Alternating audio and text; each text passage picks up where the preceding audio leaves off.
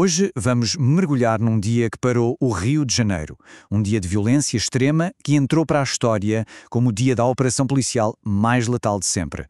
Vamos entender o que aconteceu. 64. É com este número que a gente começa.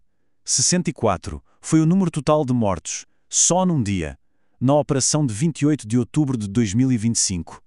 É um número que, sozinho, já conta uma história. E é uma história bem pesada. Mas, ok, vamos olhar mais de perto para esse número. O que significa 64? Bom, significa que 60 suspeitos morreram. 4 policiais também perderam a vida. E ainda teve 3 civis inocentes feridos no meio de tudo isso. Mais 81 prisões. Esses números dão a dimensão do que foi esse confronto. Então, vamos lá. Por que esse dia foi tão marcante? Qual é o peso histórico disso tudo? Olha, e isso não é exagero, tá? Não é força de expressão. Foi o próprio governo do Estado que confirmou essa foi a operação policial mais letal da história do Rio de Janeiro. Pense bem, nunca antes uma única ação da polícia tinha resultado em tanta gente morta. É um marco bem sombrio. E é sempre importante lembrar que por trás dos números existem pessoas. 4 agentes morreram nesse dia. O chefe de investigação, Marcos Vinícius, de 51 anos. O policial Rodrigo Veloso, com 34, e mais 2 agentes do BOP, o Cleiton Sierfim Gonçalves e o Herbert. A morte deles mostra o altíssimo custo humano que essas operações têm também para as forças de segurança. Mas a história não acaba aí. A violência não ficou restrita só ao local da operação. De jeito nenhum. O que aconteceu depois foi uma onda de choque que se espalhou e que jogou a cidade inteira no mais completo caos. E o motivo para esse caos todo? Uma palavra: retaliação. A facção criminosa, que era o alvo da operação, respondeu. E respondeu com força, de forma coordenada, para mostrar o poder que eles tinham. O que se viu nas horas seguintes parecia cena de filme. De guerra, na verdade. As principais vias da cidade, sabe? Linha Amarela, Avenida Brasil, Grajaú, Jacarepágua. Tudo fechado. Barricadas, carros a pegar fogo. Bairros inteiros como Meier, Tijuca, Cidade de Deus, paralisados. O plano era claro. Colocar a cidade sob cerco. Sitiar o rio. E o efeito disso na vida de todo o mundo foi imediato.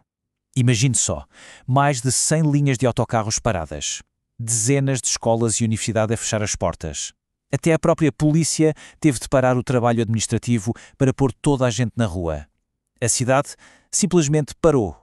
A situação ficou tão séria, mas tão séria, que o Centro de Operações do Rio teve de elevar o nível de alerta da cidade. Foi para o nível 2, numa escala que vai até 5. Basicamente foi a prefeitura a dizer oficialmente: a coisa está feia.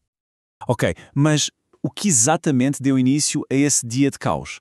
Para a gente entender a retaliação, a gente precisa de voltar um pouco e olhar para a operação policial que foi o rastilho de tudo.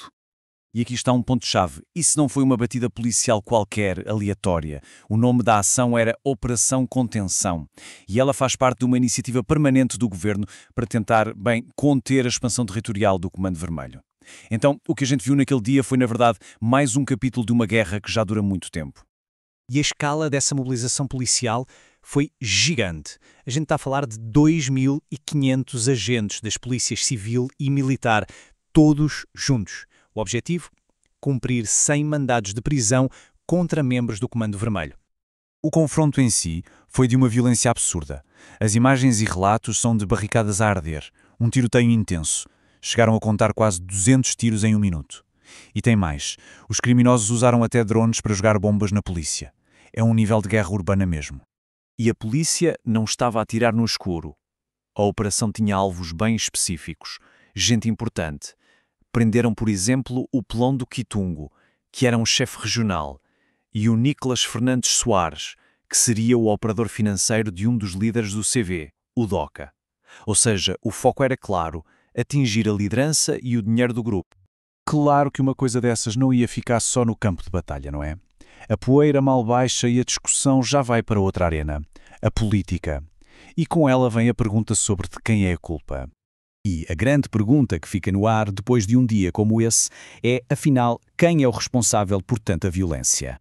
De quem é a culpa por um saldo tão trágico? E essa pergunta, claro, virou um jogo de empurra-empurra político.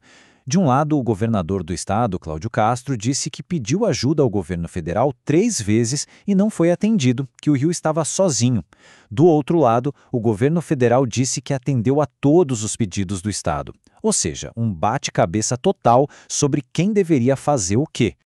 A justificação oficial do governo do Rio veio do secretário de Segurança Pública, o Vítor Santos. Ele disse o seguinte: esta é uma ação necessária, planeada com inteligência e vai continuar. Lamentamos profundamente os feridos, mas esta é a realidade. Em outras palavras, ele defendeu a operação, disse que foi planeada e que, apesar do custo, é o caminho a ser seguido. Mas porquê? Porquê tanto risco? Porquê concentrar uma operação tão grande e tão violenta nesta área específica? Para entender isso, a gente precisa de olhar para o mapa estratégico desta guerra. E quem explica isso muito bem é o próprio Ministério Público do Rio de Janeiro. Segundo o MP, o Complexo da Penha é um ponto estratégico para a distribuição de drogas e armas. E mais, tornou-se uma das principais bases do projeto expansionista do Comando Vermelho. Ou seja, não é um lugar qualquer, é o coração logístico e estratégico da facção. Resumindo a história toda, o que a gente viu foi o Estado a bater de frente com uma das organizações criminosas mais poderosas do Brasil dentro da fortaleza deles. E essa fortaleza é uma área gigantesca onde vivem aproximadamente 280 mil pessoas. É uma guerra que acontece no meio de uma cidade. E isso leva-nos à pergunta final. Depois da operação mais letal da sua história, o que vem agora? Qual é o próximo passo na Guerra do Rio contra o crime? É uma pergunta que, por enquanto, fica sem resposta.